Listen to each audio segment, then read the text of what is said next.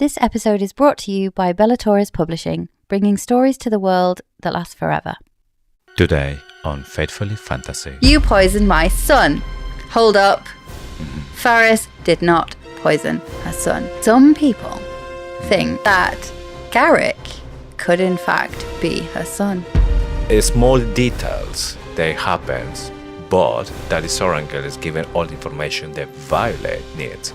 For me, this is maybe another hint that maybe has something similar to Eric, like a signal that allows it to see the future. They are not allowed to react other than to say thank you to Zanar gift.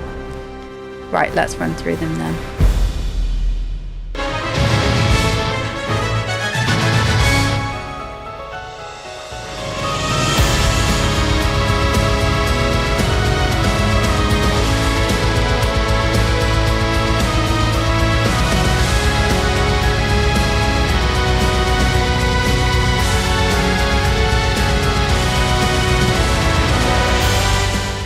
Hello and welcome to Faithfully Fantasy, The husband and wife podcast talking all things Onyx Storm. I'm JC. And I'm Sean. And today we cover chapters 36 through 38. And just heads up, we use strong language, express passionate opinions, and explore complex themes. This episode will contain spoilers from all three books, as well as snippets of information we've had from Rebecca Yarros since the release of Onyx Storm. And before we start with the squad brief, quick reminder. You can now subscribe for exclusive content. Think early access to episodes, bonus episodes every month, and totally ad-free listening. You can even try for free and cancel anytime. For the best deal, check out faithfullyfantasy.com, or if it's easier, just subscribe right on Spotify or Apple Podcasts for instant access. And now, without further ado, let's get into the squad brief. So, do you remember that time that Garrick ate the poison chocolate cake? Well, Xaden is angry, but Violet is on a mission. Faris isn't telling her shit about the poison, so she's off to find the answer herself. We get a Little Mermaid-style fight in the kitchen with a chef, but this time it's Ridoc and not Sebastian the crab. We find the antidote. We poison Xaden's new daddy, but don't let him die. And then we depart for Zelna. Finally! There is magic. Hurrah! And it's Christmas Day for our quest squad. Except the gifts are like something from your grandma's garage. A rusty bucket, a broken hand mirror, and Captain Jack's compass. This time, instead of Garrick hitting the deck, it's our Traeger. An arrow protruding from his heart, and he's dead before Ridoc and Vi can catch him. Oh my lord. There's so much to say in this chapter, and specifically the last one with the gifts. So many theories and so much speculation about it. Yeah, we've got some unhinged ones today. As usual, I don't know, Yeah, spoiler alert. Probably what everyone expects at this point from us. Okay, time for history lesson. Let's dive deep and see what the past is hiding about the future. Chapter 36. The epigraph. The citizenship test for those wishing to reside in Hodotis reminds me of the entrance exam to the scribe quadrant, but our test is designed to measure how much a potential cadet has learned, and theirs reads as though to prove how much one has not. Hodotis, Isle of Hydian, by Captain Asher Sorengale. So, this one, I presume he knows this because of research, and not because he actually took the test for citizenship. Yes, and assuming that he was just there studying everything, the culture, all this around the island, I don't see any reason for him being a citizen of this island. No, but he must have passed the entrance exam. Yeah, like a test to make sure that he is worthy to be on the island. Yeah, like they flip. But do they? Yeah, I guess they don't get many visitors. I was going to say, do they test everyone that crosses the border? But it must be like maybe one every couple of years or something. Yeah. Did Xaden's mom have to take the test? Because we suspect that she is not from Hodotis. Yeah, I don't know if she's a citizen, to be honest, because you can be in a country living, like myself, being in a country living that is not yours. Have you seen the UK citizenship test? No, but I'm not interested, to be honest. Almost. Will you pass it? That's the most important I'm question. almost certain that I would not pass it. Yeah, that's the funny part as well. If you ask to any citizen, like something that people from outside has to do. I mean, I'd more pass it likely if I nobody will studied do. for it. Come on. Yes, pass anything you if I studied for it. That was a bit confident, wasn't it? Somebody needs to come up with a test Yeah. that won't pass. Obviously, it's about history or about the kingdoms and all the kings, queens, times, all that kind No, of I'm not stuff. going to be passing that.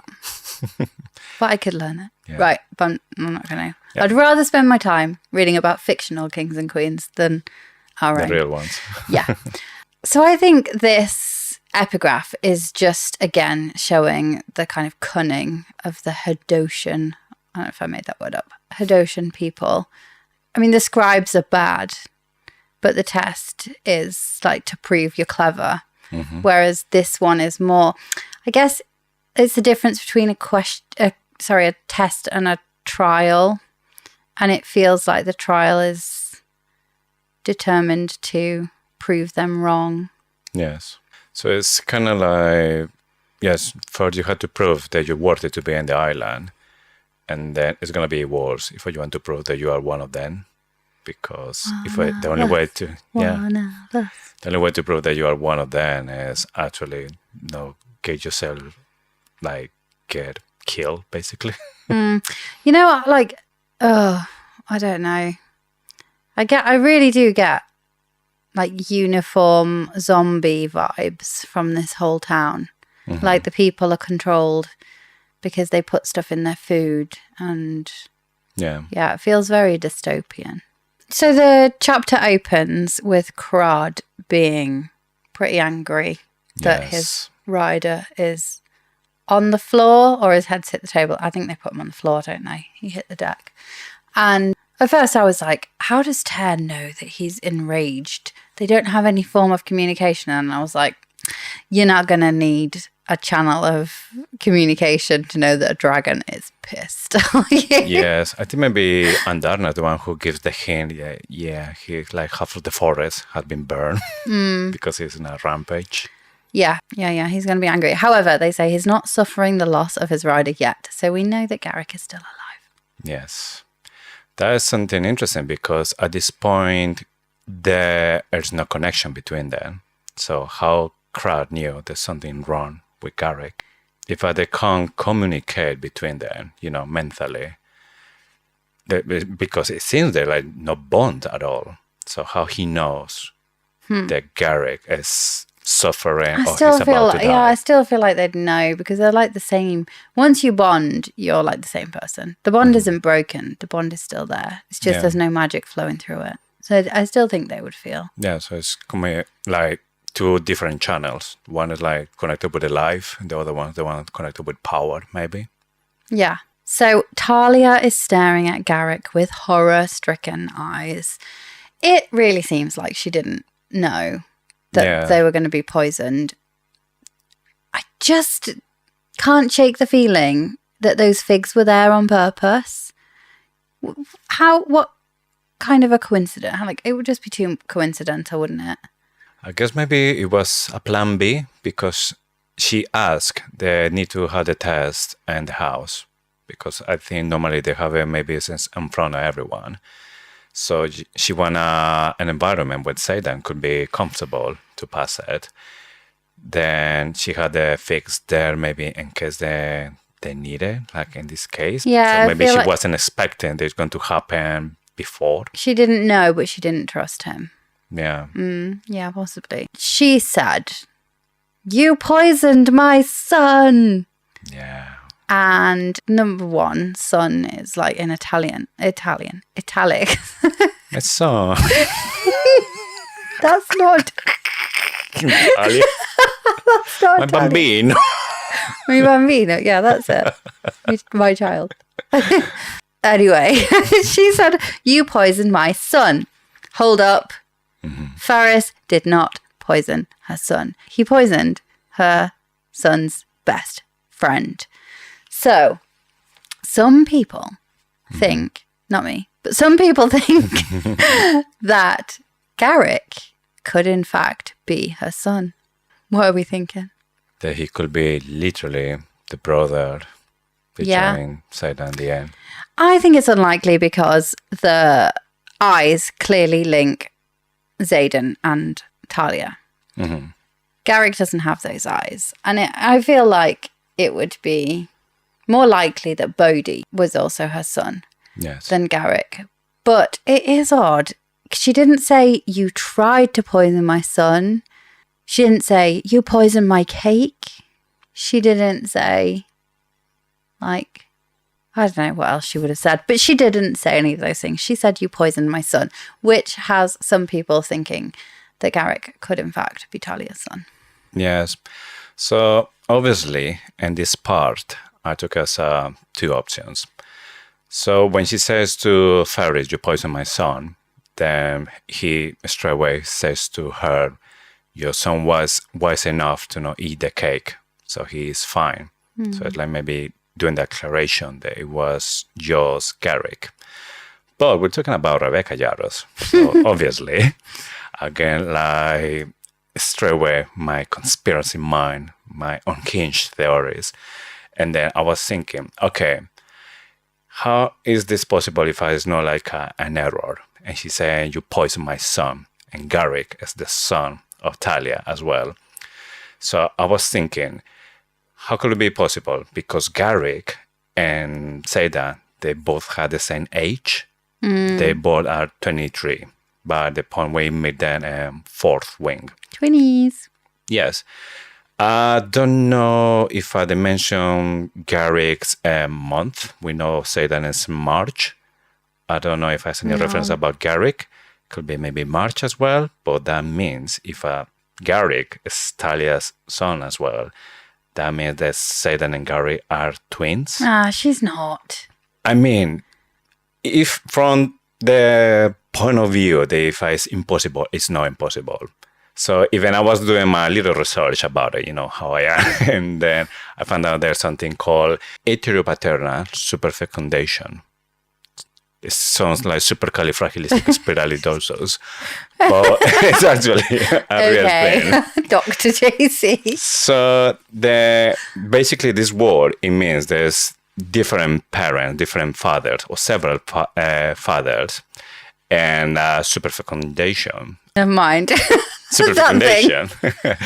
That is the part when the woman, the menstrual cycle, she releases 2 eggs.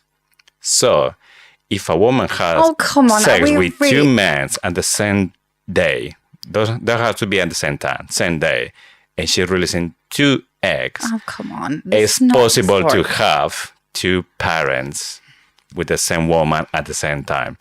It's not impossible. Are we really going there? Like, Talia is not Garrick's mom. I know, saying that, yes, this is my theory now, and this is what I'm dying now, and saying it's not impossible. God. Even in real life, that's a real thing. It's a possibility. Small, of course, because then we're talking about Zayden has all the physical appearance from Fan, but we don't know how it looks. Garrick does not look like Zayden, otherwise someone would have said it. Because that means that maybe Talia has sex with 2 different men at the same time. I mean, same day.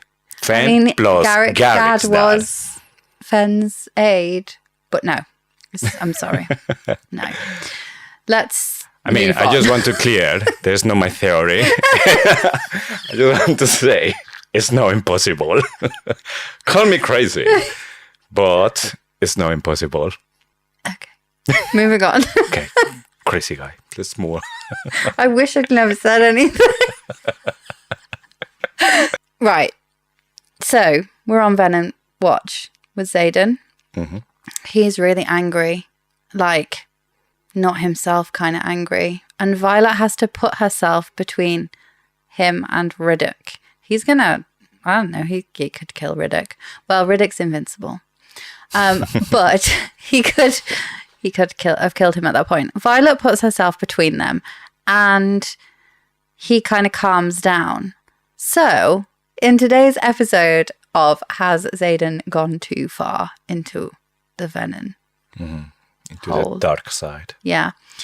The answer is no, because he is still there and he recognizes that he wouldn't want to hurt Violet. The other thing, though, is that just a reminder that every time Xaden goes more venom, it's because somebody has hurt someone he loves or someone he loves is in danger. Garrick is one of them. It's never because he wants to be more powerful. So this just feeds the theory that Xaden isn't the same type of venom. Mm-hmm. And yes, am I like deluding myself into thinking that Xaden's okay and it's all going to be fine? Probably, but I'm going with it. Xaden is the different type of venom. The interesting part about this is Xaden, he can feel that maybe he's like losing control. He's aware about it and he's nervous because at this moment, yes, once Violet is talking to him, he takes control and he's saying like, yeah, I'm going too far, so I just go into my naughty corner as I've been doing and all these trips to the islands. But he later on, he has a talk with Violet and said, don't do that ever again, because he's nervous that it will come a time that he won't be able to control himself. Yeah, but he's like all broody and stuff, isn't he? It depends what you believe, like in life. Let's take it like maybe to a moral question. I know what I think. Does it matter? So somebody steals bread from a shop. Mm-hmm. Does the motivation matter whether that's a bad thing or not? Yes, it's more like an ethical question, because if you're stealing bread to feed your children, it's still a bad thing. No. Well, ask that to Jean Valjean from Les Miserables. Yeah, exactly. Jean Valjean. Spent like 30 years in prison for stealing bread. Yeah, something exactly. Like that. So if you steal it just because you want to eat it, because you're like, oh, that looks good, I'll have a bit of that, then I'll have all the bread. Obviously, that's wrong. I mean, stealing is against the law. Don't steal. But I have sympathy for someone that has nothing and can't feed their children and nobody will give them anything. Just take the bread. Yeah. Just whisper it. So this is no advice from Faithfully Fantasy Podcast. That was the same thing with Xaden. So I genuinely believe that it matters why you're taking it. It's like a little bit. It's to save the person you love. Yeah. So this is the point where we learn that two can play at the poison game. Violet has also poisoned everyone at the table, including Xaden's mom. I didn't think that she would do that. That surprised me. It just shows like how much of a bad person she currently thinks that Talia is. But poisoning your future mother-in-law is not an ideal thing to do. But anyway, so we find out that she's poisoned them. Even the threat of them dying and they're going to start throwing up blood isn't enough to get Faris to tell them what the poison and the antidote is that Garrick needs. And if you look at who they're threatening, the rest of the triumvirate, I would imagine Faris doesn't really care about that much. But Talia, you would expect him to care about. This is another nail in the coffin for me for their marriage. Fen wouldn't have talked if Talia had been put in danger. He didn't care about her. Neither will Faris. It sounds like a betrothal and a marriage for children only. Yeah, just business. Yeah. Interesting, though, that this one is not securing an heir because they're elected. So you're not necessarily going to be, your son is not necessarily going to be elected. Yes. So the question there is like, why? And I think it comes back again to my theory that Talia is giving children to teach these people love, and sometimes it's not necessarily like an heir pact, but it's a deal with Loyal. For me as well, could be, some of the more powerful families in the world, they have a lot of children. But because obviously money is not a problem for them. But the other part as well is because this is how they continue with the empire or with the family power.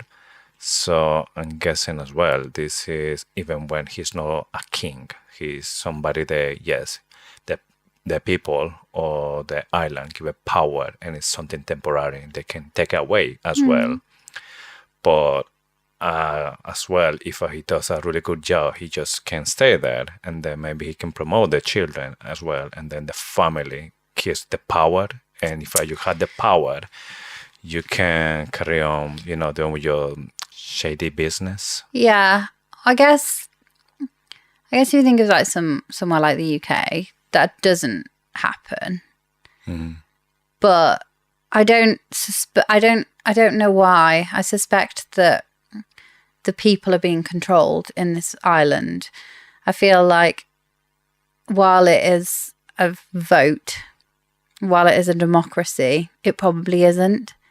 And the people feel like they've just basically been spun a web of lies, and because they all pray to Hadean. Hadean doesn't actually give them wisdom, and they keep re-electing this man, or he rigs the votes or something. So yeah, I feel like he's got power, but not necessarily. I don't feel like it's very democratic. Yeah, something here in this scene that for me, it just given another hint about this epigraph that we had last week. That if you pray for Hadean to get the knowledge and wisdom, you're not going to get it, because at this point, Violet has won the battle. Because yes, they managed to poison Garrick, but Garrick in the group, he's just a pawn, Violet say that they are kings and queens. All the fairies, Talia, all the... He's a distance wielder. Yeah, but we're talking about political power. So they are the ones who rule the island, fairies and the other ones. They are poisoned. They're gonna die. So they are like the kings and the queens. And literally all of them. What's gonna happen if they all die? Exactly. Violet, she's not going to die. She's just going to leave the island and then somebody else will be elected. But Faris, he thinks if he doesn't give in the antidote, if Garrick die, he's still in the game. He doesn't realize that he lost already. Yeah. So Violet realizes he's not going to say anything, and she's like, I'm going to have to just go and do it myself. Xaden pleads with her to find the answer, and she's working on it. So she heads into the kitchen and she sees the chef has a blue towel because he's cleaning his fingernails, and that is where she puts two and two together. It is the Zakia berries. There are knives flying everywhere. She's like thrown a dagger, pinned the chef's hand to the door frame, which is really cringy. And then the chef hits back. He throws his dagger and it lodges into Ridic's side. And that is the end of the chapter. Is that a record for how quickly we have gone through a chapter? Well, to be honest, these two first chapters, they go really quick and they're really short. Yeah, it takes like 10 minutes to read them, doesn't it? Yeah. I do think, though, we get a bit more of the measure of Talia. We get a bit more of a measure of the triumvirate, and just, again, show how much growth has happened with Violet's character. Yes. Since Iron Flame. Yeah. Memoirs of Luzbel. She loved him. She lost him. And he came back. But wasn't completely him. She feared him. She fought him. But she fell for him. Memoirs of Luzbel.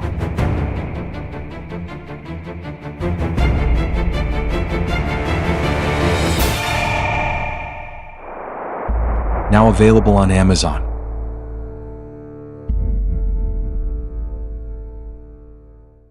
Chapter 37.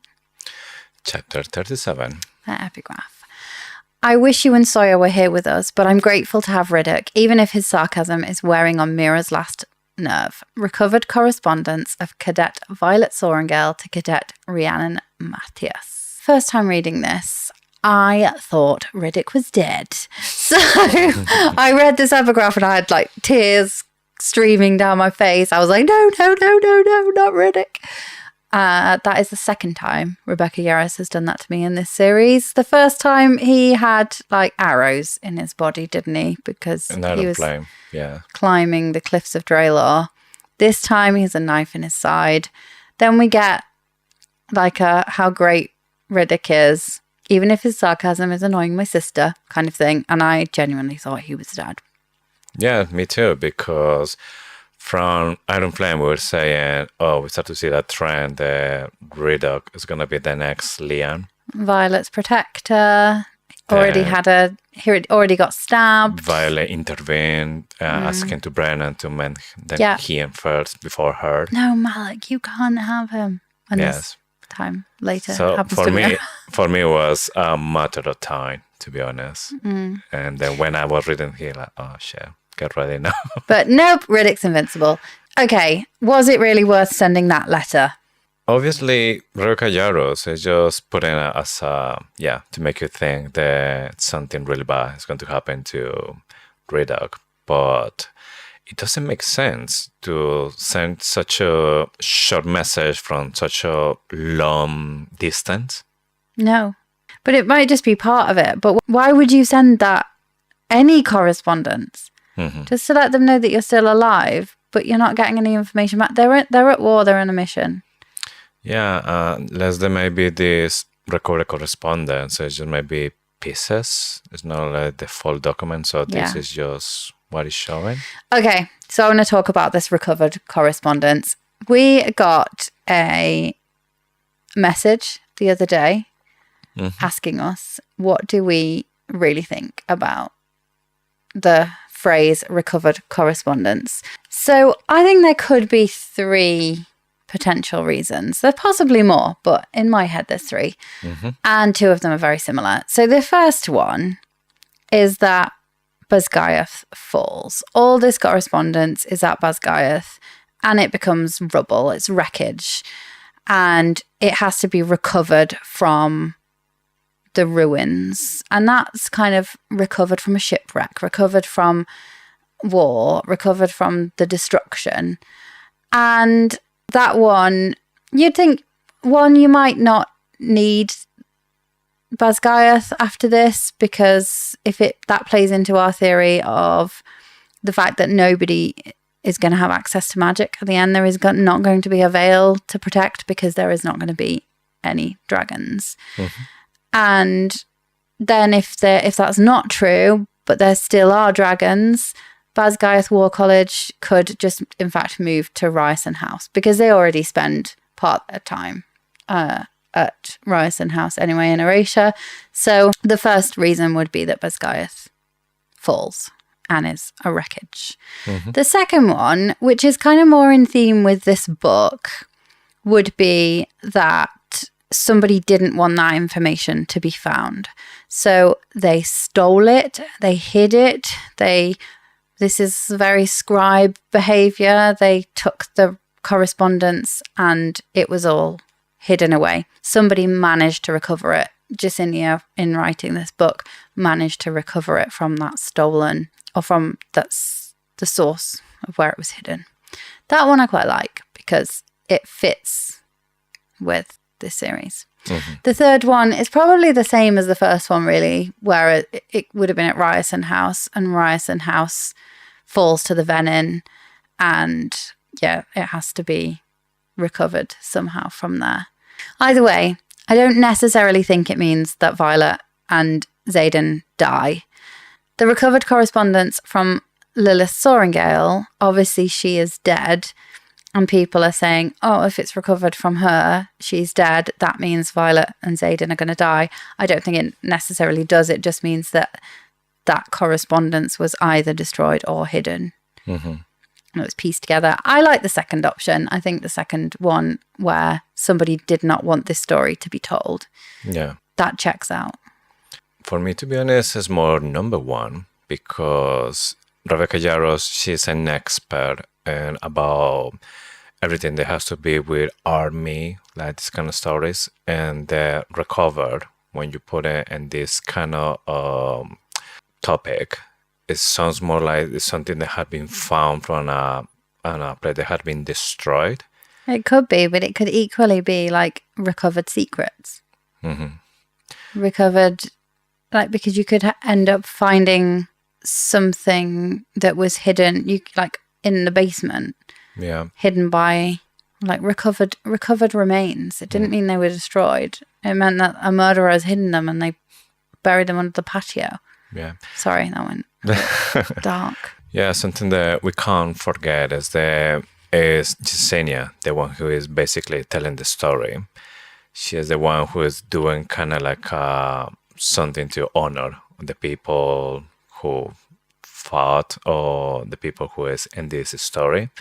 So I don't know why, but I start to think that maybe all of these recovered letters, they're going to be maybe in Basgayat, kind of like in a museum. So maybe it's not a word college anymore. There is a museum maybe there. Yes. Is it where the crossbolt is, isn't it? Yes. So maybe it's part of Basgaya history now, and she has a scribe curator.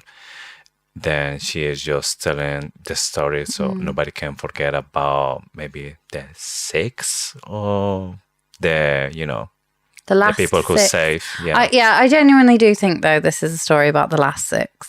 And Yes. we had the first 6, we have the last 6, and there will be no more magic. Yes. after that. So by this point, I don't know if by the end of the book, every single one of them will die, or they're gonna be the new 6 gods, or the continent, the island. Yeah. So before Onyx Storm, I did believe in this theory. And I think we've been calling it our theory. It's not actually our theory. Somebody commented it on one of our reels, and then we're like so convinced that we're like, yes, this is it now. So before Onyx Storm, I thought this meant that everyone would die. Basically, anyone connected to a creature that channels magic would die. I don't believe that now because we had confirmation in Onyx Storm that bonds can be broken. I feel like there'll be no magic. But I was speaking to someone in real life who has also become quite heavily into the books because of me. Sorry, Emily. And she is convinced that Violet and Xaden will die at the end. And there will be kind of a meeting of Malak. I think there'll be a meeting of Malak. We've said that for a while. But that they'll come back. I think there'll definitely be a meeting of Malak, but I don't think they'll die. Anyway, that's my thoughts on recovered correspondence. Yeah. So anyway, start of that chapter. Ridoc isn't dead. R.I.P. to his flight jacket, though. Yes. So in the end, it was just the jacket, and nothing happens. It to must have been a Ridoc. teeny tiny little potato knife. Well, and the way they understand is that he has like a really wide jacket, and then the knife he got stuck in the side, so it didn't touch the body, but it got stuck there. But we had a theory from one of our listeners. It come with this. I can't remember who it was. There's so many people talking there. I can't remember all the names. But the interesting part was saying that she was thinking that Ridoc could be maybe like a sage or a maven. And What? yes, but obviously... I'm sorry, I shouldn't take that. I'm glad I don't remember the name. But the explanation that she was saying is because when Ridoc pulled the knife, so first it's like he have it in the side, stuck in the side. He take it out, and then there's no blood, there's nothing. And she was saying, remember what Jack saying, the white assassins are the only one that bleed, which means the sage and maven, they don't bleed. And Ridoc take it out, and he wasn't bleeding. So that's why she was thinking that means that he's a sage or he's a maven. But then for me, it was like, okay. Right after this scene that he's taking the knife out, Violet checking the t-shirt under, it doesn't have a mark, which means it was just the jacket first. I love it. I love all these theories that, like, please don't ever stop sending us your because unhinged it's something theories. that you never think, and then like, hey, what am I? It made me go, what? A couple of things, though. Riddick's so pissed with Violet for not telling him about Xaden. That's my other explanation why it can't be here sexual venom, because when this dragon, I can't remember if it was Leotan or another dragon, does this thing to take like the mask off of Xaden, and he can see with the red eyes. Ridoc, he will have red eyes as well, and maybe even veins and stuff in the face. But no, it was just Xaden. He was a venom in that group. Yeah. Could it hint that Ridoc may turn at the end of the book? I mean, by the end, there's some speculations about people that might be venom. Yeah. I love it as an unhinged theory.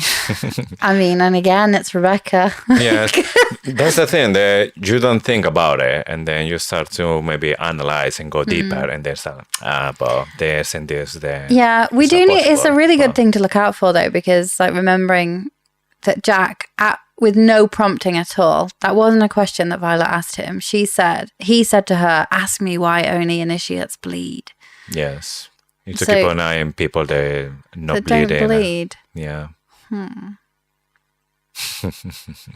have to go back. I bet when we reread Fourth Wing and Iron Flame, I still read them, but I really haven't finished You'd be because so many like- books. it'll be something like Emetario, Kaori, one of them that they get brushed past and they're like, but it's odd, it's not bleeding. There will be something in there, won't there? Paper cut, but it's Yeah. clean. Yeah. She's figured out what the poison is. It is this berry. Just so happens, Daddy Sorrengail gave her every single bit of information she needed to solve this puzzle. First, he told her that if birds migrate too late, the berries are overripe and they are poisonous and they all die and they've got blue beaks, like blue around their beaks. He went overboard on this because it was such a long piece of information that Violet felt the need to tell Mira about it. My thinking is that Daddy Sorrengail knew exactly what she would need. I think he could see her path. I think he could see her future. I think he knew about a prophecy. And the way I think he found this out is probably not the way that you think he found this out. I think he found this out through hanging out in the temples of Dune. Because we know that he wanted to dedicate Violet, so he was probably thinking about that for a long time. They do see visions in the smoke in the temples. We know that. We know that Mira gets some intel about that around the heart that beats for Violet will turn. That is true. So we know that there is substance to this smoke or whatever it is that they have these visions because it's true. So we have confirmation that they can see visions. We have confirmation that these visions actually do come true. We have confirmation that Daddy Sorrengail spent a lot of time thinking about dedicating and almost did dedicate his daughter to Dune. So I think he saw through priestesses in the temples what Violet was going to become, what she would need, and he set everything up for her, including mentioning that figs or lime to the back of the throat will save you from the whatever berry it is, that blueberry. It's really strange, and to be honest, all of this, it gives me this, this movie Minority Report from Tom Cruise, where there's some twins that can see the future and then give it like some hints on some stuff that he will I need. love that movie. It's so good. Yes. We should watch that again. Yes. So it's like really small details that happens, but Daddy Sorrengail is given all the information that Violet needs. Like you say, in this thing in the book, it says, treat with fake or lime to the back of the throat within 1 hour. So it's given all the information that she needs straight away. How is that possible? Because yes, maybe with the smoke could be something like really general, like a path, a destiny, But this is so like really specific. Is he learning from experience? Because we know that he went there. We know that he did some kind of test. We know that Faris knows Asher Daxton. Mm-hmm. Because he says, I should have recognized your eyes. You're Asher Daxton's girl. Did he write this purely because he had experienced it? And he spent 59 minutes panicking, looking for a fig. That could be like maybe a really logical explanation, but I don't take those ones. So for me, this is maybe another hint that maybe he has something similar to Eric, like a signal that allows it to see the future about maybe something specific important for him. So that's why maybe he saw Violet and the shop and the Varelli with Dane, and he thought they were together, but maybe he saw a group and didn't recognize the other one. No, I think he was just chatting about Violet's love life with his new friend. That's what I mean. Even he was saying that she will end with Dane. Maybe he was looking stuff like this. But for me, it gives me like the impression that it's really small details, specific situations when he gives to Violet all the tools or the stuff that she needs for that specific moment. Yeah, I do think it's most likely that it's the fact that he's lived through it, but also like it happens more. Yeah, because I think there's a link though to Dune. I do think he seems to know exactly what she's going to need. No, I think it's cool that he had a dragon. He was a signet. And one of the dragons was a Ygritte. It's too much. It's too much for me. I think it would just be like, oh, everyone's magic.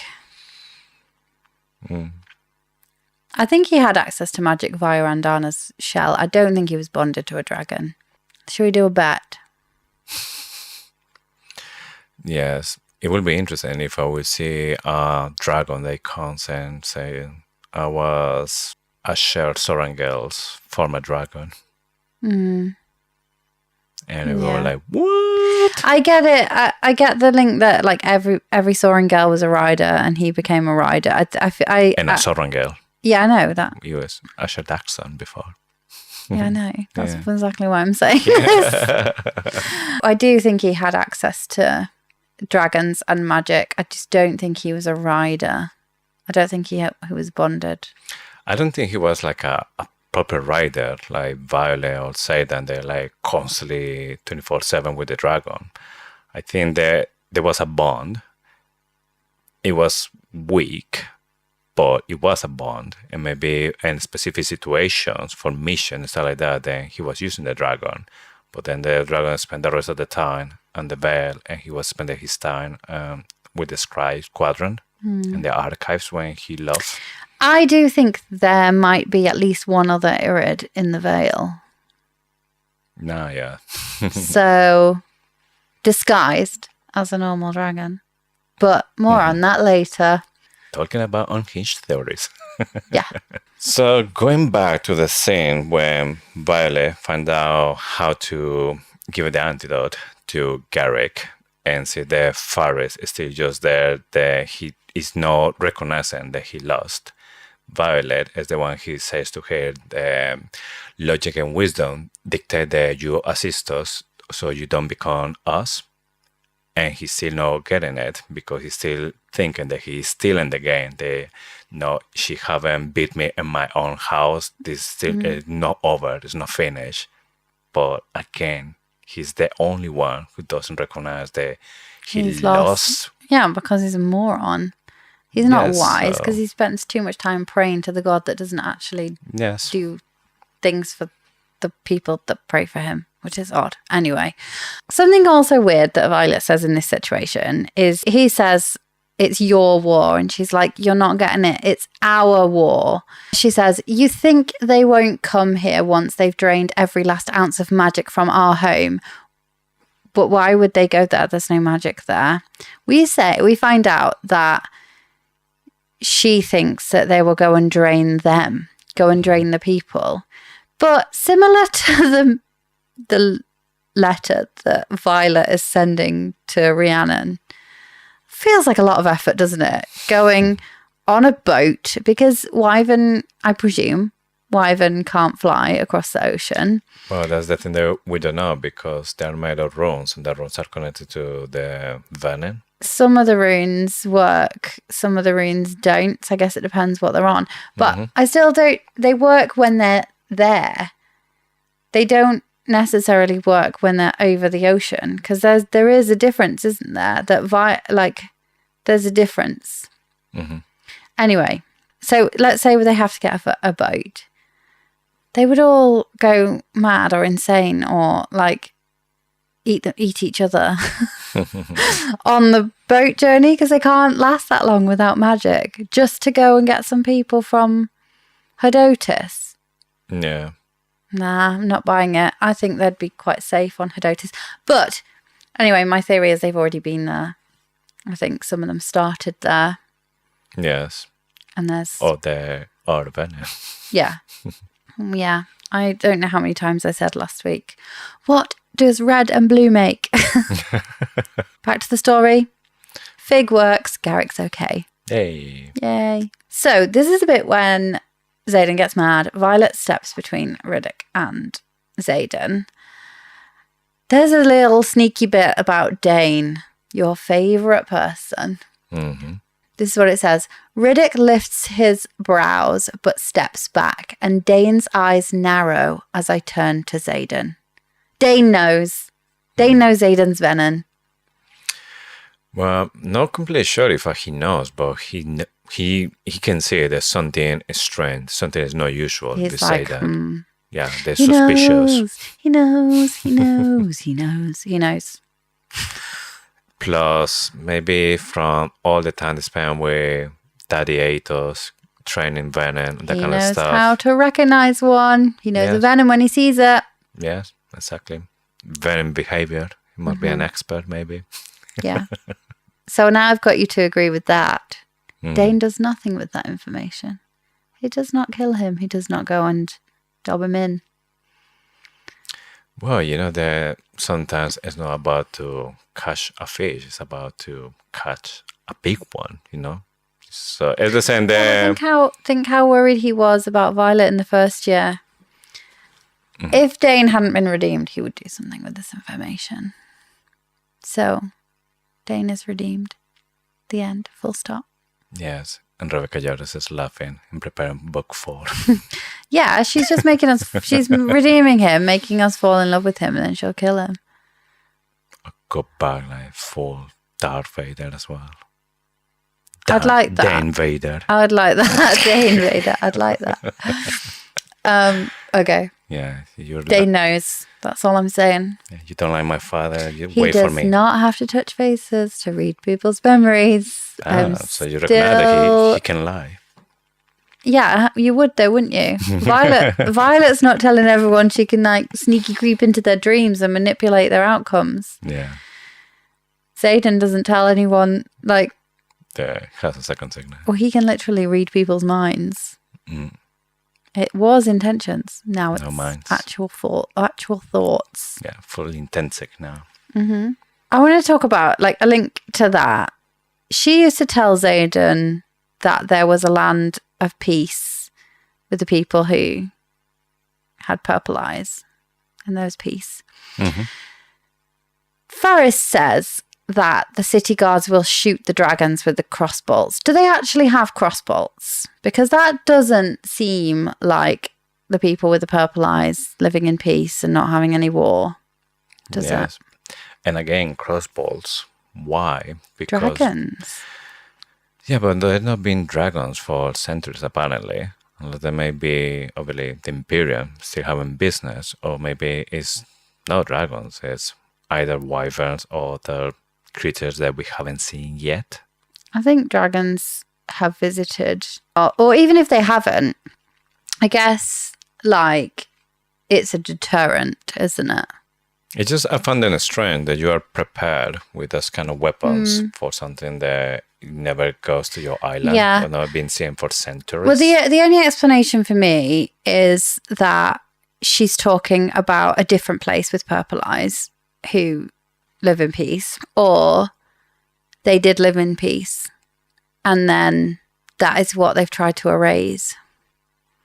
And they've built these crossbolts as they rebuilt the city. I don't know, but it doesn't match up. It doesn't match up with Talia's stories. Yes, there's definitely something dodgy with the people who is rolling out. Yeah, I need to find out more about Hedotus. Gives me the ick. I hate it. I can't wait till we get off this island. Let's move on. We are on our way out. So Violet is telling Faris that he's got to tell his guards to let them go because they've got a newfound alliance rooted in bloodline because, it just so happens you're married to the mother of the Duke of Tyrrendor. Faris says that they would never be able to trust him and that he will turn on them the minute they leave. She's not worried about that, though, because she says, no, because I know that you're an idiot and I'm going to tell everybody. Do you think your people will vote you in for another term if they find out you're outsmarted in your own home? I don't think that makes a difference if people find out that their elected leader is an idiot. They do somehow seem to vote them in again. It happens. Not going to go into any specifics, but that definitely happens. Yeah, something mashed with reality, isn't it? Yeah. Anyway, so they go back home thinking they've only secured an allyship or an alliance with Zelna.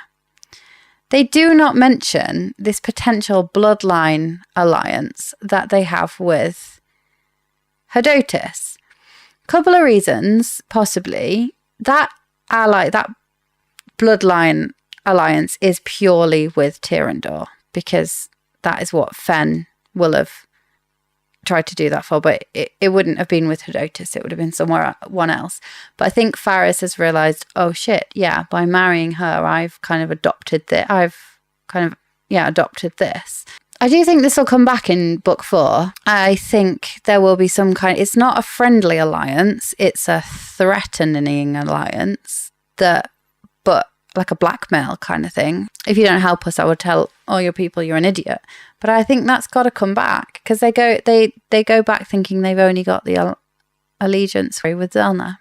Plus, we're still thinking that even when they don't have an army or something useful to fight the venom like that, they might still have books or some kind of knowledge that we still need. Yeah. So they're not going to send an army because they don't have one. I suspect they have one. They got crossbolts. I think they're just saying they don't have one. But yeah, they can. And also, if you think back to the Isle of Umbriel, the pillars with all the tools of war, there was a book on one of them. Yes. It's because of misinformation. And I think that's what the triumvirate are actually doing to their own people. Misinformation. This is where he says, the eyes. I should have recognised you. You are Asher Daxton's daughter. I just wonder what happened when they met. Did he also meet Mummy Ryerson? I doubt it because of the timings. He was a Daxton, so she would probably have been in Tyrrendor at that point. But still, like, so much still to learn about Daddy Soaringale's tour of the islands. Yeah, I'm really curious about what happened between Faris and Asher, because in the way that Faris is talking, it's like he went defeated as well by Asher. The Asher outsmarted him.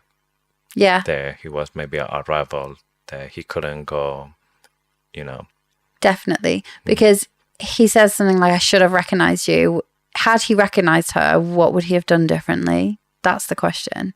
Yes. And it seems like he regretted what he did because he should have known it didn't work because it didn't work on her dad. Yeah.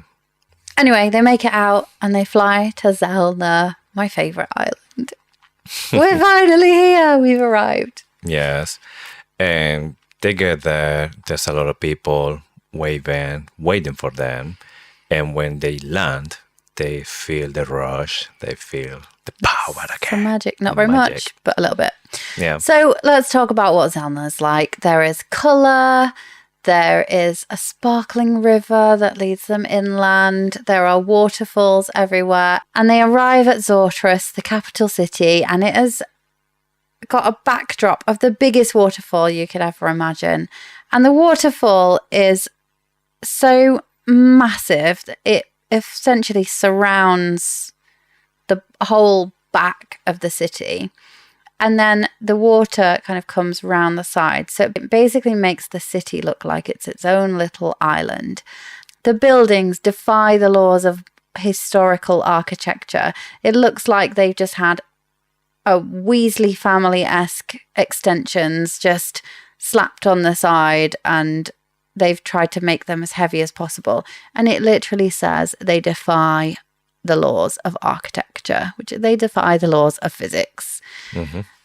Somehow, the people of Zelna have learned to harness magic, at the very least in their architecture, because what Violet is essentially saying is that science isn't making this work. Something's got to be making it work. It's got to be magic. Mm-hmm. I believe that the people of Zelna have found a way to harness the magic from the water, from the ocean, even if it's just in a specific city, and put it in the ground, because the whole city is surrounded by this water. You've got the waterfalls, there's colour, I think they've managed to work out how to do it.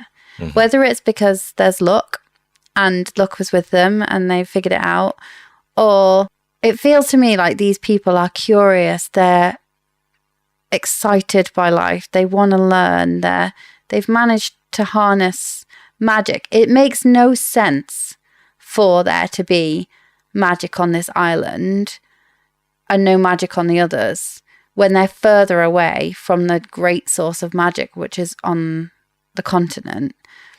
The only other explanation is that something has drained the other islands and they completely bypassed Zelna because Zinal was with them. They were lucky. They just, they didn't get found. I think it's significant, the fact that there's this waterfall all the way around them. Mm. And it essentially, I feel like it's a dam or a magical structure that there's definitely magic there. We know that. Mm. How is there magic there? It's definitely something strange because, first thing is their colors in the island, which obviously now we can, confirm that when there's color, there's magic. They're correlated somehow. But they only feel it when they are basically touching the ground. When they're going to Navarre, the continent, the magic is in the ground. They can feel it from the sky. Mm. They just go and fly and they can feel the magic. But here, they just feel it when they were touching the ground. So I don't know if it's obviously because there's magic, but it's not that powerful to raise. Yeah. Or it's kind of different magic that, it's enough for them to feel. Like ocean magic that's been put in the water. Yes. Put in the ground.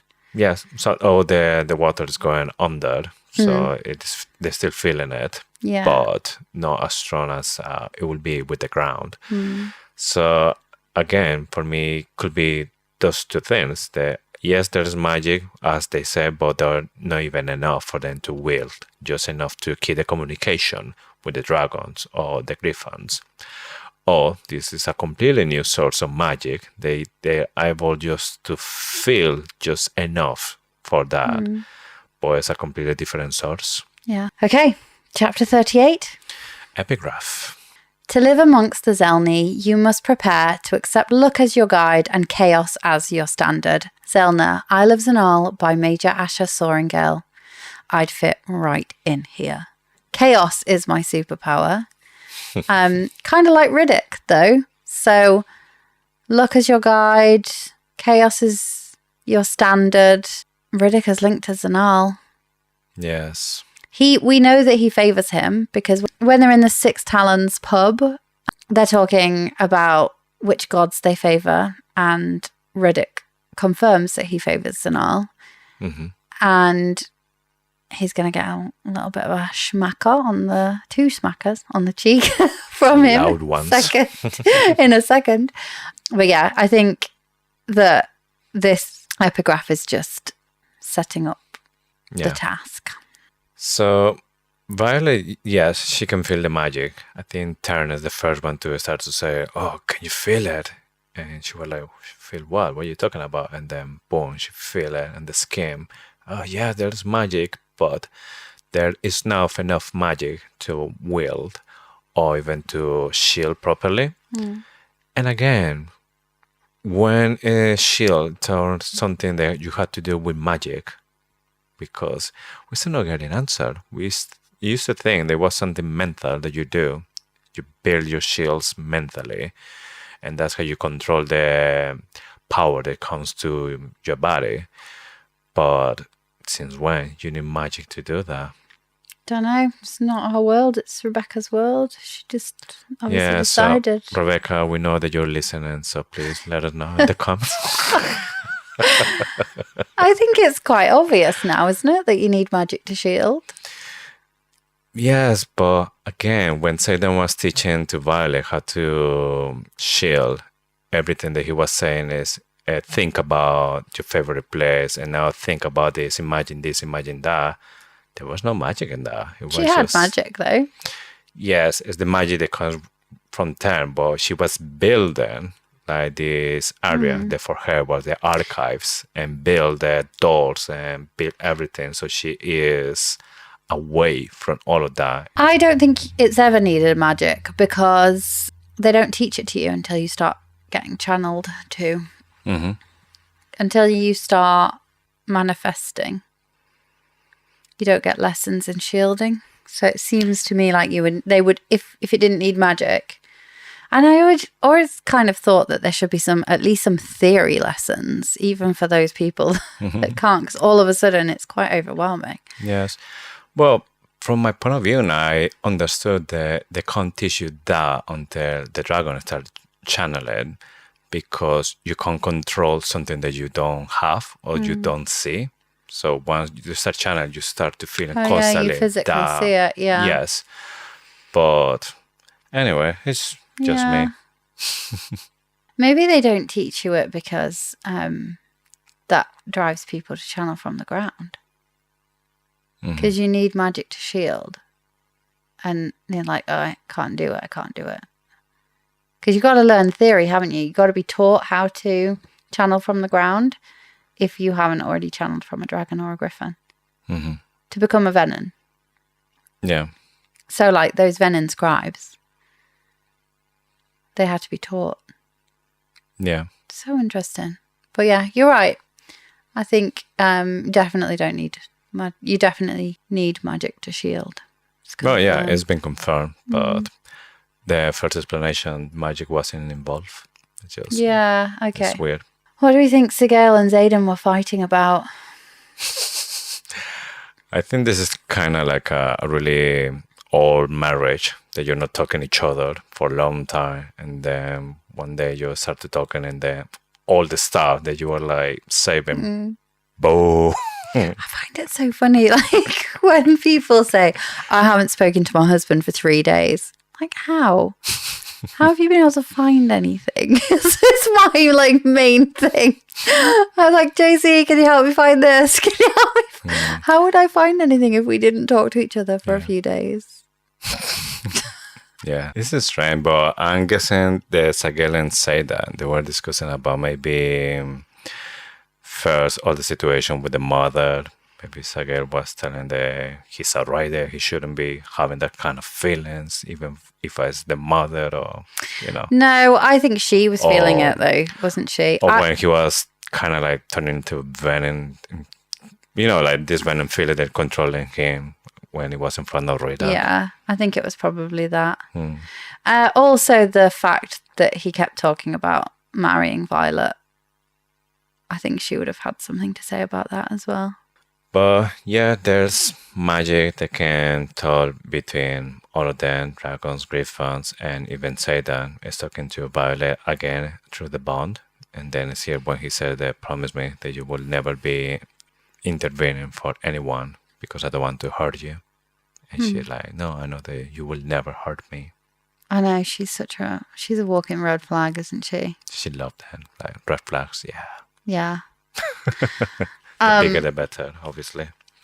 They fly towards the gates of the city, and Ten's like, is it a gate or is it an amphitheatre? It's an amphitheatre. I don't know why he speaks like an old granddad. But they fly in, and the crowd is really colourful. So this massive amphitheatre is full of people. The first row is filled with people who just have uniform sleeveless tunics, the colour of apricot for our American listeners. I thought it was odd that they weren't described as orange. Calixta was described as orange. I did a lot of research on this chapter because it was my favourite place, and I honestly I had so much fun like looking at name etymology and Norse mythology and looking at the gifts and what they could represent. And I also looked at apricot as a colour. And it turns out that in World War II, and this is absolutely something that I think a military author would know about. In World War II, apricots were believed to be really bad luck. I can't imagine there were many around, but apricots were believed to be like really bad luck. And mechanics in World War II refused to let people eat them or even talk about them around vehicles because they saw it as a sign that something bad was going to happen. Isn't that funny? Yeah, it's really interesting. Like, why? Yeah, so she chose apricot because it kind of it shows that something bad is going to happen. So possibly like all the people that knew that story like saw the mention on the island of luck, they saw a mention to apricot tunics or apricot uniforms and thought, oh shit, something's going to happen. Yeah, interesting. Isn't that fun? It's fun. Traeger, he like holds Cat's hand and he's like, I think this is my favourite island. Yeah. Just wait. Oh, poor Traeger. I mean, he was enjoying it to the last second. So there's a woman who approached to them and she started to talk in the common language. And she said that she is Calixta. She is the one who's in charge of the festivals of today. Just Calixta is another name that I did some research on. Calix is Latin for chalice. And obviously, like, you've got the cups in tarot cards. You've got like a chalice representing like fortune or luck. And it's like she's the person that's going to hand out the... Anyway, sorry. Yeah, all related to luck, basically. Continue. Thanks. So Dane, he tried to talk to her her own language. And Violet described the moment that it's like he's dying there, or he's struggling really bad. And even Garrick, that he's been always so supportive, he is like, oh, kind of like give the picture that he's like rolling the eyes, and then he just started to talk to her, like, again, flawless. And then it's just feeling completely shit because one of the reasons that he is in that trip is to communicate with the people from the islands. Think that he wasn't doing very well. And Garrick, that he didn't say anything at all. He just smashing it. So there's one particular line here where Violet says, where were these language skills last year when I needed to translate Warwick's journal? Because you remember when they were sitting at Rhiannon's house and she said, hey, Warwick, can you speak Old Lucerish? And he's like, no. He gets annoyed because she nearly blows his cover. Yeah. Well, that settles that then, doesn't it? Because he says, oh, no, I was raised as a diplomat and diplomats don't speak to dead people. Yes. So he didn't learn an old language. That language, yeah. So then we're supposed to think that is that. But I was like, but is it? And then I was thinking, so he didn't let on how good his language skills were last year. Mm-hmm. If he was that good at languages, he could have sat and helped them do it. Mm-hmm. Just because he didn't speak Old Lucerish, neither did Violet, and neither did Dane very well. Like, they were struggling. Mm-hmm. Oric could have really helped them, because if you can speak all these languages, you are a linguist. You can figure stuff out. Like, we can pick up quite a few different languages because we speak a few. So then I was like, why was he not able to do this last year? Well, he didn't have signets last year. So could this be a second signet? And then I was like, possibly not, because there hasn't been any magic in the other isles where he did it. And then I was like, but wait, could Molvic actually be channeling from the sky instead? We have this prophecy that is the third brother who could command the sky, and I thought that, I mean, the obvious thing is that that's Violet, isn't it? But I really, really think there's something in this Oric theory. Yeah. And I wonder if he's still got access to his signet, because his dragon, Molvic, can channel from the sky. That could be because Molvic has been taught how to channel from the sky. Mm-hmm. Or it could be that Molvic is in fact Irid masquerading as a blue. That's my theory. Interesting. I mean, I'm not going to say impossible. Obviously, it all depends on how Rebecca Jarros wants to go with the story. Why didn't he help translate Warwick's journal last year if he was this bloody good at languages? Yes, it's the strange thing as well about that he's speaking all these languages and he is like flawless, that he is one of them, basically Tolkien. Yeah, I think he's got like a Babelfish signet. Yeah. I think that the Rebecca Yarros put that line in, that where were you last year when we needed to translate the journals, as a way, and his response, his defense of that, to say we don't talk to dead people. Yes. That is supposed to close that off. But make you wonder But as for well. me, it makes me think, like, I know what it's like to learn. Once you've learned one foreign language, it's so much easier to learn another one. Yes, there's different. Like, I cannot for the life of me learn German. I'm just terrible at it. But give me French, give me Spanish, then I can like have a go at Italian, I can have a go at Portuguese. Like, all of them, they just flow Same from for there. me with the Spanish. With the Spanish, I can talk with no problem. Somebody from Portugal. Yeah. Portuguese or Italian, I can understand a lot as well. Yeah. Yeah. Once you know one and you know English, you could probably pick up some others. You might even have a good go at German. I just can't, because I've learned the only foreign languages I've learned are Latin based. Yeah. But anyway, maybe that's it. Maybe that's the answer, is that Old Lucerish is to Oric what German is to me. Maybe that's it. Just figured it out. Didn't have a need to talk all languages. Yeah. Yeah, but if like my whole continent, the protection of part of my continent depended on me learning German, I'd bloody well learn it.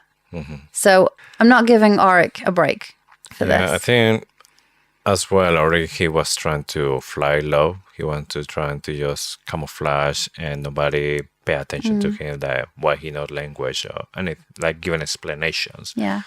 But, yeah. And can you ask me why on earth I think Oric would have two signets? Okay, that's a really good question. Why you think that?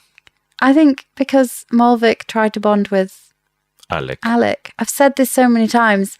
I think Alec bonded before he was killed by Xaden. I think that's how Oric knew that Xaden killed him. The dragon told him. Yeah. And I think even that minor time that there was a bond, because there was a connection with a direct blood relative, Oric has two signets. And they're two blooming good ones. That's another interesting question for Rebecca Jarros. Like, in this case, if you just born straight away with your dragon and somebody kill you, Is that bond still content if a If relative? there's no channeling. Yes. I think I would just ask her whether Alec bonded before he was killed, because I think that would tell us. Mm-hmm. If she says, I can't tell you that, then you'd be like, that's Suspicious. yes. If she says no, then you're like, oh, okay, fine. Yeah. But I still don't believe you. I mean, for me, all the stuff that happened with Jack Barlow and Violet during threshing, it seems that whatever problem that happens before they meet the dragons, it stays in threshing. So if somebody is fighting, it will die there. Yeah. And before bonding, because when you find your dragon, you just go into your dragon and then you leave the place. But It depends if it happened. Molvic bonded as he saw he was going to fight. Maybe he chose him and then was saying Molvic was saying like, stand aside or get him or take him down or whatever. And they say then just he proved that he was wrong choosing Alec. yeah. Killer, yeah. Yeah, they could bond. I guess the question is, does that bond does the second signet come only after channeling? The only other thing I want to say on this is that Rebecca Yarros has confirmed that dragons lie. Mm-hmm. So Molvic could be a big fat liar, a big fat blue liar. Everyone thought Andana was a black dragon for, well, ages. Whole year. Yeah. And why would that mean Molvic would be any different? Yeah. Violet asks Oric why he didn't tell them he was so good at languages. And he was like, and nullify Athos's reason for being here, because it's the only reason he's come.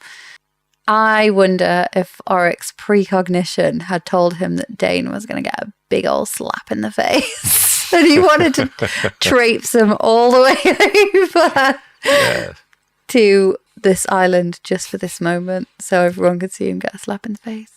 Yeah, imagine laughing inside. Yeah, totally worth it. Yeah. Has massive implications for Traeger, though, because he would have seen that as well, possibly. We still don't know exactly how it works. Like, he can see whatever he wants, or he just get flashes and think that maybe would be useful for him or Yeah, I his don't know. Oh, house. I'd love to have an Oric POV.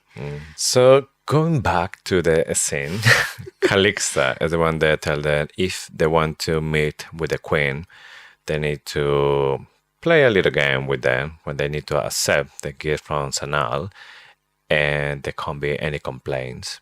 So they were like, okay, that's fine. Seidan is thinking that that doesn't sound good. I think there's a trick, but there's not enough magic to read the intentions of the woman. So they say, well, once we are here, we just need to carry on and play the games. Yes. So the game that they have to play is each of them step up to a table. There are giant cards laid out in an arch, in like a arch, in an arc, face down. Each of them has a picture on the back. They choose a card, they receive a gift. They are not allowed to react other than to say thank you to Zanal for their gift. Right, let's run through them then. Okay, so the first one is Mira, and she gets is a bottle of wine. And this is really interesting because, from religious point of view, wine is interpreted as well as blood, like blood of life, like the blood of Christ, for example. And Mira, obviously, she has a moment when she was losing a lot of blood. They even thought that she will die. So I was thinking that maybe this a gift for her, like telling that she's going to have life. Like she might be in a lot of trouble, but with the wine that's representing the blood of life, she will have maybe a long life or something like this. Well, I think it means I exactly 100% agree with this. And from what I took from it was that it showed that she would survive that awful situation later in the book at Drathus. So Zanal was with her in that moment, and I think it was a hint that he was with her in that moment. I also, like, on the lighter side, so wine is also a celebration, something you have for celebration. And I think that obviously, that tragic situation where her throat was slit turned into a celebration because she was alive. I'd like to also think that it has, because obviously you drink a lot of wine at weddings. We could link it later to her relationship with Drake. But yeah, wine, it's got to represent the blood. I 100% agree with you on that one. Yes. Think as well about that specific moment when she has bleeding. What she has around, she has Brenna, they can mend. She has Sloane and Dane, because when Brenna starts to feel that he doesn't have enough power, she had these people here to help Mira as well. So how lucky is that she had like all the people right there and Auric, to do the right job. Auric sent them. Yes. Because he sent Sloane to deliver a parcel, and they were like, why the hell did you send her first year? And he sent Sloane because he knew she was needed for a siphon. It's so clever. Yeah. Okay. Should we move on to the next gift? So we had them Marin. She receives 2 orange tunics. First of all, they come to my mind, a Shaolin monk, because Shaolin monks are really famous around the world wearing these orange robes. So I was looking a little bit about it, and you had the Shaolin monk, they are like Buddhists, and they always go to the spiritual path, the knowledge, everything that it has to be beyond the material. So I'm not sure if maybe this clothes from Marin, it means that maybe she's going to like have a change, like a transformation, something that has to be with something spiritual. Because we need to remember, she was the one who was dreaming the Catriona. She will be the queen of Thirendor. So I don't know if there's something mystical or something, like transcendent with this clothes. So I thought this one was the most like black and white. I think this shows that Zanal is with her twin brothers. There's 2 identical tunics. And we know that Marin has 8-year-old brothers who are twins. Yes. I saw this as a sign that Zanal was going to be with them, and that she could rest a bit, or she could give them these tunics and they would be protected because they would have Zanal on their side. Yes. I mean, completely valid point. Don't know the size of the robes. Could be child Yeah, size. but it does. The fact that there's 2 of them and there's twins, it like that jumped out to me that they would be protected by Zanal. Yes. Okay, moving on. Then we have Dane. And then he receives is a high five in the face. Yeah. And a good one. But looking for like meanings about this. Normally you give a slap in the face. Somebody that's having like a traumatic experience, that's in shock, somebody that needs to be like awake, that you just slap it and then that person is focused, that person is awake, basically. So I'm not sure if I'm thinking that Zanal is giving like a slap in the face at them to react, to awake. I'd like to think of this as a bit of a punishment for being such an arsehole in Fourth Wing. Yeah. And to symbolise that he's been woken up now. And so it's the same thing. I think it's about an awakening, like particularly a rude awakening. I do love the theory, though, that I saw. I can't even remember where I saw it now, but it's not mine. But that this was a transfer of power from Zanal. So the slap kind of gave him some of Zanal's power. And that is why later Sloane says someone like you shouldn't have this much power. I think that's down to venom experimentation with the medicinal uses of venom that Daddy Atos might be playing with. But I do love it. Like the slap could have been a transfer of power from Zanal. Gets an endurance from Zanal. Yeah. Okay, moving on. Next one is Garrick. And he gets is a rusted steel bucket. I mean, there's so much in this bucket. This? I think there's loads here. For me, obviously, a bucket is a tool, something to transport whatever. If you need water or anything, it's completely a tool. So it's rust as well. The rusted is always something it's like reddish, something that has this color, and when it starts to get in something like at the bucket, it's like a cancer. There's just a start and it starts to spray. So I was thinking it could be that maybe a symbol of foreshadowing as well, that maybe there's a Ven inside coming to Garrick, and he will be the brother. So yes. I think this is the single best piece of foreshadowing that it could be Garrick. Mm-hmm. I know that the whole of the fandom, for want of a better word, is split on who the brother is. Yes. And we have been quite open in our thoughts that it's Bodhi. We don't know, though. And if you think about these gifts, I would have loved to have seen what Bodhi would have received from Zanal, but we don't get that opportunity. Mm. So this, I read it the same way. So he's tired. He's exhausted. The rusty bucket is he has been carrying Xaden and it's rusting. The rust kind of represents the fact that he's serving something that's rotting from the inside. And that could just represent the fact that he is serving Xaden, and Xaden's the one that's that is the rust. Mm-hmm. Or it could symbolize that he is gonna turn. I wonder if the rusty bucket does have a use. So we're just talking about the symbolism, but will the rusty bucket come back, and will it have some kind of purpose? Yeah. That's the question. But I think this is probably the single best bit of foreshadowing that Garrick could be the brother. Yes. Okay. Next in the line is Arik. And he gets a fractured hand mirror that he cuts his thumb straight away when he received it. So, taken from the side, from symbolism, hand mirror is something to basically just to see your face, to see your own reflection. This one is broken.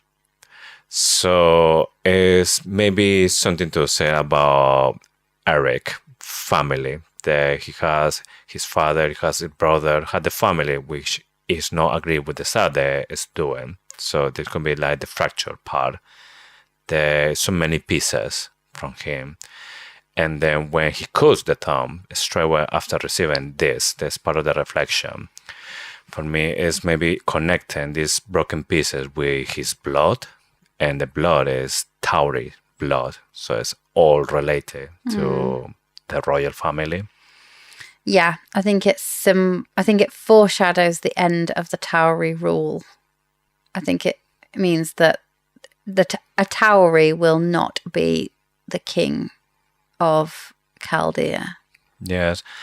I'm not sure if it's going to be maybe one of the province, like Tyrrendor, is going to be now the ruler, or it's going to be we're going to have just small kingdoms. I think it will break the continent because there's a lot of talk about it when they were on Hedotus, that these two have the potential to make them break the continent.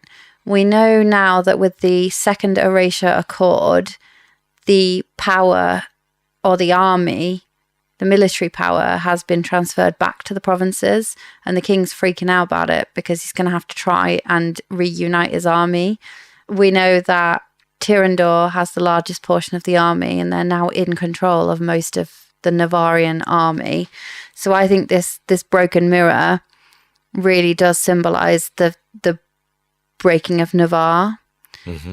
And I agree with you. I think like tying it to his blood. Also, a broken mirror in superstition gives you, if you break a mirror, you get 7 years bad luck. Yes. I hope that isn't bad foreshadowing for Oric, linking back to him saying, Holden will be king, probably an awful one. I will most likely die. I do think Oric, I'm not sure that Oric will make it through the series. I think we love him too much. I think that, and he's far too useful. His signet, like I've said this so many times, but with a signet like that, or with power like that, Rebecca Yarros is going to have to find some really good way of keeping him out of the way, because he's going to be too helpful. It's like Hedwig. Hedwig had to die. She just had to go because she was going to be too useful. She was going to be able to communicate. She was going to allow Harry to communicate too much. Sirius Black, he had to die. He was going to help him too much. Anything that was too helpful has to be put out of the way. And that makes me feel for Oric. And also now Rebecca Yarros has I did give you all the clues. He literally said he was going to die, and he got a broken mirror from Sanal. Yeah. I mean, the hope is that he didn't broke the mirror. They given to him already broken. The superstition So the is guy that broke it. the person who breaks the mirror is the one who get the bad luck. Yeah. But the problem is that when he received it, he cut the thumb. So that is just losing life, losing blood. Yeah. So it doesn't look good for Eric. Yeah. To be honest. The other thing that the mirror could represent would be something to do with his reflection. So he's changing. Next one is Satan, and he receives a box that's made of glass, as from the size of a foot, apparently. And obviously, it's something that is really curious, because for me, my first thought was the Pandora box. And the Pandora box, if we remember the story, Pandora opens the box and all the evil sprays all around the world. But this one is made of glass. And pewter. yes. So I'm not sure how to take this box. If it's gonna be something magical, then maybe you can put something there, and because it's glass and you can see through, then whatever you put inside, you won't see it. So you're always going to think that's empty. Or if we take from that reference from the Pandora box, all the evil has to go in. Somehow, like the venom side of the venom power has to go inside the box. I thought of Pandora's box as well, and I think it's not a surprise that we thought of Pandora's box. But in some versions of the Pandora's box story, hope remains trapped within the box. Mm-hmm. That is the bit that I find really interesting, because if you think about what Xaden says to Violet in Fourth Wing, he says hope is basically not your friend. Hope has you thinking of the possibilities and not the probabilities. Mm-hmm. And isn't that just how Violet is acting right now? She's hoping she can find a cure. She's hoping that she's looking at all the possibilities. She can cure him. She can find the Irids and they'll have a cure.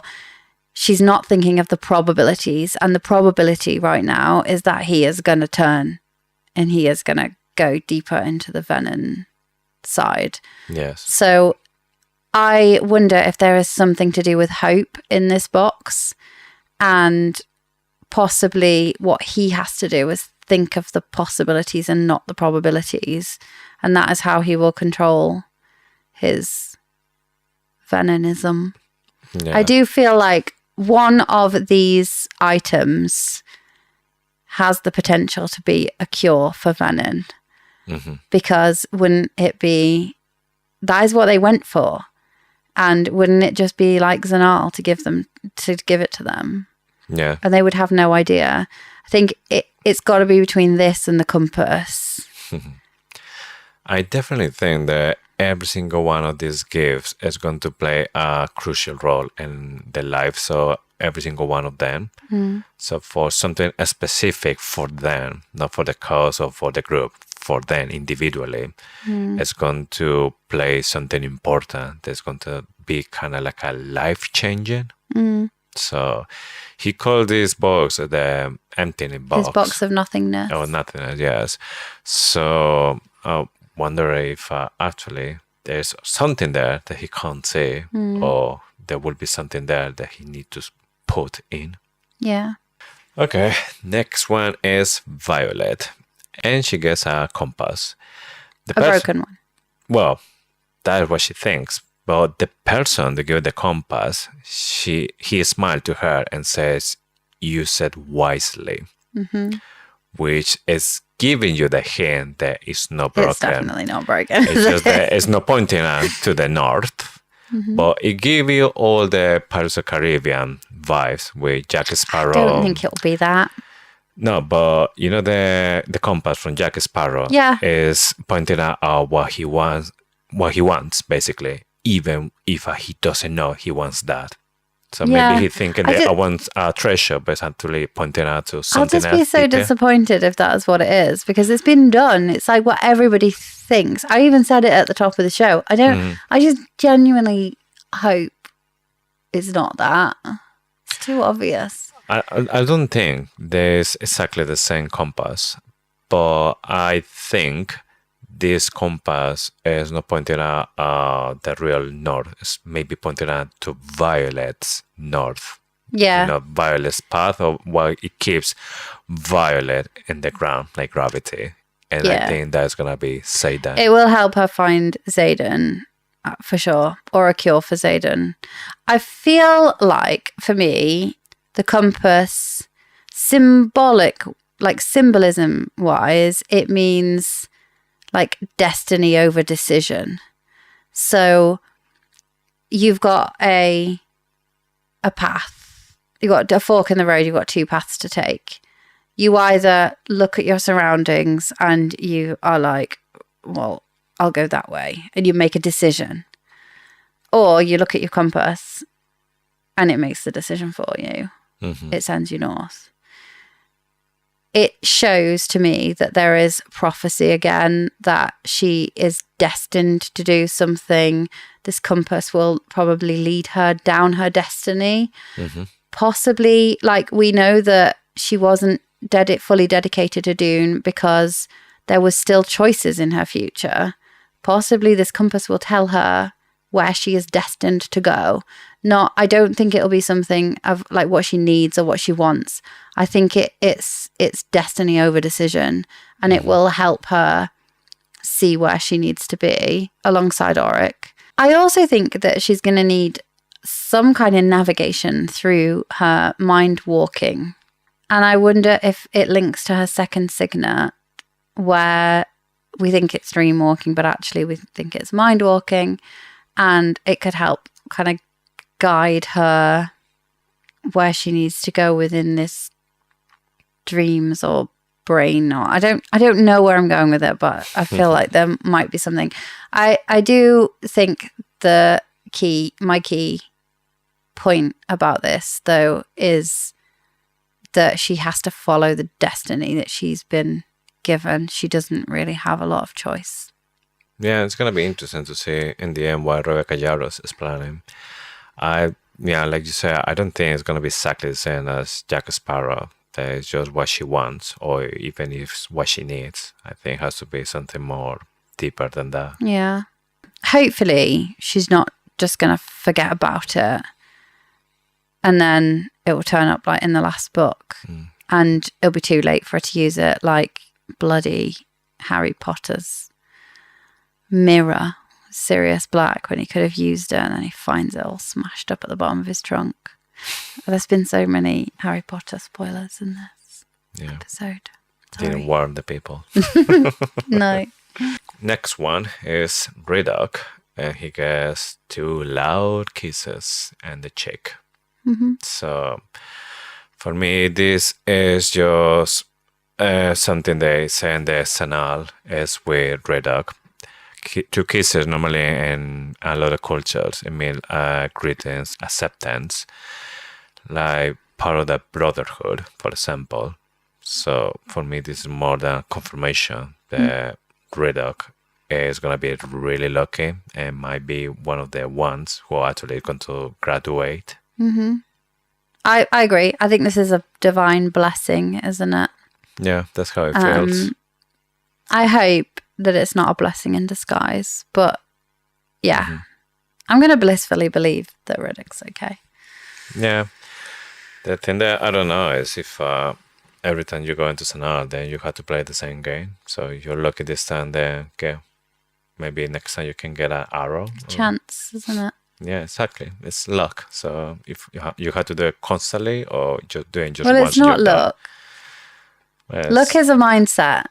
Chance is the it's probability, and chance is the actual thing. Luck is just how you perceive it, because Traeger could, this is a really dark thing to say, but Traeger, if he was if he had an out of body experience, he would look at himself on the floor with an arrow and he would say, "It's lucky it wasn't Cat," or "It's lucky that I escaped the horrors of this world with the venom and the war, and I didn't have to witness any more pain." Or he could be looking at his body on the floor and be like, "Oh, that is really unlucky." I'd think he would do it with more emotion, but I would like to think that he would think the first one. He'd be like, "It's lucky it wasn't Cat," or "It's lucky I managed to escape the horror without any pain." Luck is completely a mindset. You can look at each of these things. A broken mirror, Auric could look at that and be like, "At least I'm lucky I didn't get an arrow to the heart. I'm lucky I did." It's perspective, 100%. Yeah. There's luck is just not a real thing. Chance and probability, like heads or tails, that is the thing.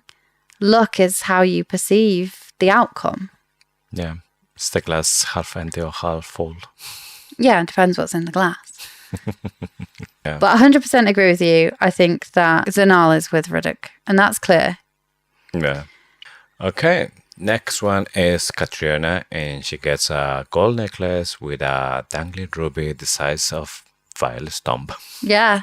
This one for me is really significant. It's another ruby. And what do we know about rubies? We know that there is a book about venom called Red Regalia.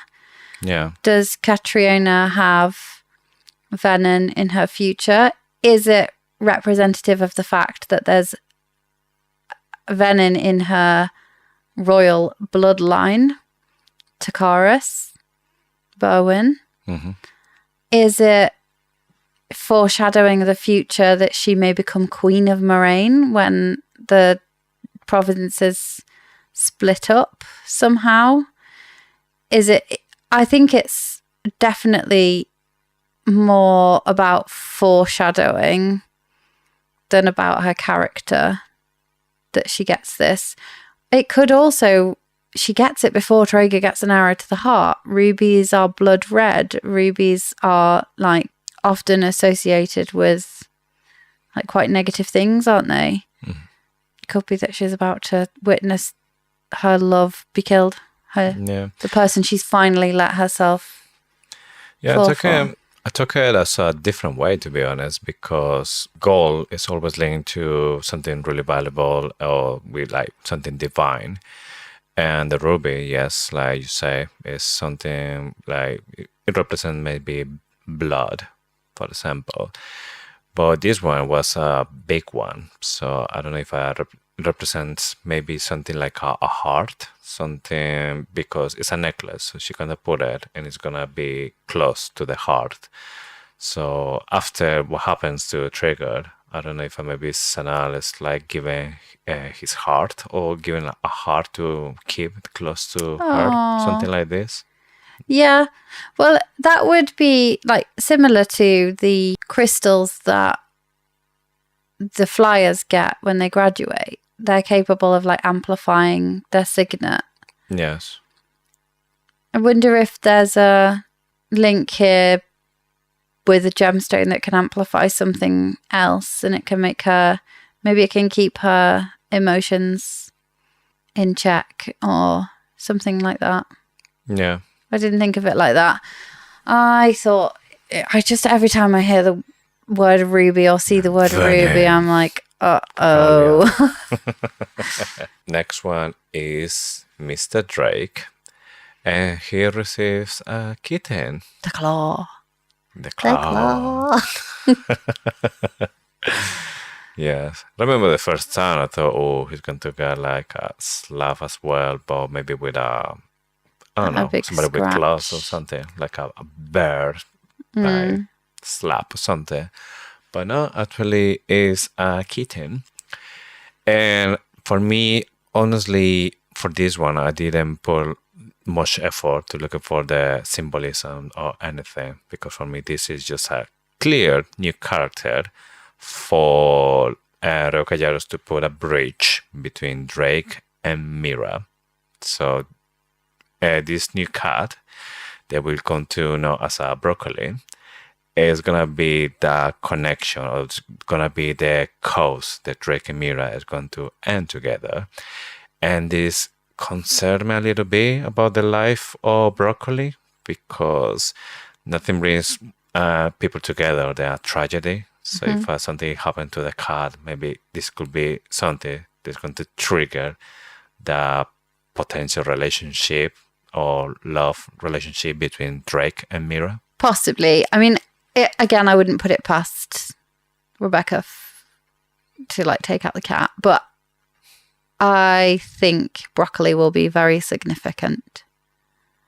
I think cats in mythology, particularly ginger ones, they represent luck. I also thought it was interesting that Dune's emblem had a claw on it. I know that it was probably like a claw, like a griffin's claw or something like that. It wasn't described as a talon. It was described as a claw. And this card was described as a claw. So I put those together and thought that broccoli would have quite a significant role to play in the story, because I just linked it to the emblem of Dune. I also imagine if broccoli turned out to be one of these like massive cats that Cortland has. Like a panther in disguise. Starts out teeny tiny and turns into a massive cat. Anyway. I mean, Mira has a friend that can do that, isn't it? Well, it's just big to it's small. I don't know if it's small to big. Can make things. Yeah, she mentioned it. Yeah. That's so funny. Maybe they will. Yeah, had a lion in the end. Yeah, maybe they will. No, I also think that broccoli is now linked to Zanal. Broccoli is a gift from Zanal, and as cats in mythology symbolize good luck, I think broccoli will potentially be able to give luck to those that broccoli deems worthy of, like kind of a messenger from the god Zanal. It could be quite funny. It could be that there could be some glitchy kind of good luck, bad luck situations if broccoli is responsible for doling out the luck. I think in all Egypt, cats, they were like something holy as well. They had something divine, like messengers of God, or some of them had like cat's head as well. Yeah. But like a black cat is said, if a black cat crosses your path, that's bad luck. If it's a ginger cats particularly are supposed to be lucky. Didn't know that. Kind of like the interesting links, like apricots and. Yeah. I just blooming love this island. I feel robbed that we don't actually get to go and meet the Queen. It happens so because we're like wrapped up in Traeger's death. Yeah. Obviously nothing interesting happens there, but I just get so robbed. I feel so robbed that we don't get that. I'd love to spend so much more time on Zelna. Yes. I have to write a fanfic. Point of view from, I don't know, Calixta. people on there, yes. She's just like the claw. Broccoli point of view before they arrive. Okay, now the last one. trigger. He gets the arrow, and yes, he get it straight into the heart. He just had enough time to turn around, look at the cat, and then just 3 steps and it's down. And that is the end of the chapter. With Violet saying that he was dead before she and Ridoc can catch him. I feel like I've seen this in something before, but I couldn't find it anywhere. Yes, I don't know if it's something. I don't know why, but I had like the Star Trek in my mind when I'm thinking about this, like one of those episodes. Or I don't know if it's Star Trek or like they sometimes they meet like different culture. They have like different customs and stuff. Maybe, but like it doesn't. It feels like very deja vu, but I can't find that anywhere. So it must be new. Like there's nothing that I can find in pop culture that references this type of thing. I wouldn't be surprised if it's maybe Star Trek, because Rebecca Yarros is a big fan of Star Wars, so maybe this kind of... They're totally different though, aren't they? Yeah, but there's no reason for you love the two things. No, but they're just totally different. Star Trek is like exploration thing. Yeah, that's Star why Wars is like a good and evil thing. No, but it's futuristic anyway. But I'm guessing more or less about Star Trek is because, like I said, they're going exploring, finding different cultures. I don't know why, but it could be. It could be. I'll have to ask my dad. He's a big Star Trek fan. Yes. Ouch. On that note, shall we go to Oryx Auguries? Okay. So Oryx Auguries is the part of the show where we talk about our favourite theory from this stretch of chapters in the hopes that we get at least one right by the end of the series when we finally get our mitts on book 4 and 5, because some of these things might not even come to fruition until the last book. Yes. So what's your favourite for today? I think that every single one of this gift is going to play an important role in the lives of the people from this, Okay, I'm going to push you a bit harder. Which one specifically, and what's it going to do? I think it's going to be the box from Satan. And again, I'm not sure if it's something that he need to put in, like maybe something with a venom reference or... Well, keep his soul safe. Yeah. Or something that's already there and he can't see it yet, but he will see it, like hope. Yeah. My favourite is that the Zilni have found a way to harness the power from the water. I know it's totally weird, random, and actually, why is it important? Possibly not. But something to do with the architecture, something to do with the layout of the land. I just really like that as a theory. But it was really hard to choose between that and the Molvic one. But you go for magic in the water. Yeah, I still think there's magic in the water. I mean, we're still knowing this world that Rebecca Yarros is building. So, sticking with the theme of precognition, let's look at the epigraph for next week. So that is chapter 39. Sometimes the best gift the god of luck can give is his absence. Zelna, Isle of Zinal by Major Asher Soringel. I've got stuff to say about this. Yes. But I'm I'll pretty sure save the trigger as well was agreed with that one. Depends on your perspective. Right, let's go into the interrogation chamber. The question for last week was a bit pants. You're serving dinner to your guests, but you need to test them with a poison. Which dessert are you poisoning?